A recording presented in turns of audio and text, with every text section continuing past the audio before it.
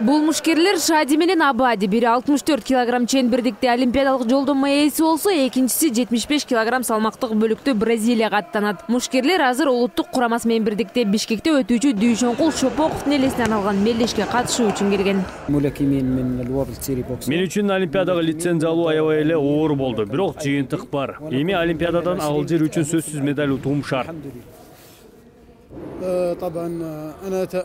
Бүгүн биз Кыргызстан, Ирак өлкөлөрүнүн мушкерлери менен машыгып болгон тажрыйбаларыбыз менен бөлүштүк. Жаңы достор менен тааныштык. Олимпиадалык жолдомо тууралуу айтсам, WBS версиясы боюнча экинчи орунду ээлеп, түздөн-түз олимпиадага жолдомо алдым. Албетте, эмгектенүүнүн арты менен. Алжир курамасы Кыргызстанга 10 салмактык бөлүктө мыкты деген мушкерлерди алып келген. Бул жерде машыгып гана тинбостон мелдешке катышып чебердикти арттыруу.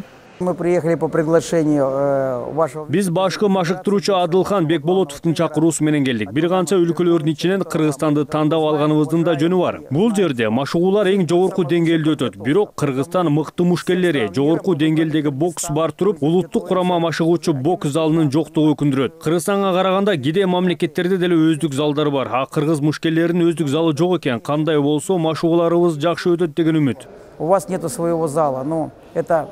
Извините, это позор. Борбордо өтүүчү Шопоков мелдешинин жыл сайын деңгээли жогорулап келет. Бул жылы таймашка келүүчү командалардын саны 10го жетет. Учурда Ирактын курамасы да Бишкекте машыгууларын өтүп жаткан чагы. Бул жерде эң мыкты спортчулар жиналды. Бул жерде 3 мамлекеттин эң мыкты мушкерлери ушундай чоң мелдештин алдында даярдык өткөрүп жатабыз. Ар бир өлкө өзүнүн олимпиадага даярдап жаткан мушкерлерин алып келген. Ирак курамасынын бул Шопоков мелдешке катышуусу да жөн жерден эмес. Алдыдагы лицензиялык мелдешке спортчулардын даярдыгын байкоо болуп саналат. Окуу машыгууга кыргызстандык мушкерлер да катышып жатат. Алар үчүн Шопоков мелдеши март айында Кытайда өтүүчү лицензиялык таймашка даярдыктардын бири. Бокс федерациясы Риодо өтүүчү олимпиада оюндарына 2 лицензия алууну көздөдү. Гүлжан Турдубаева, Чыңгыз Токторбек уулу, ЛТР, Бишкек.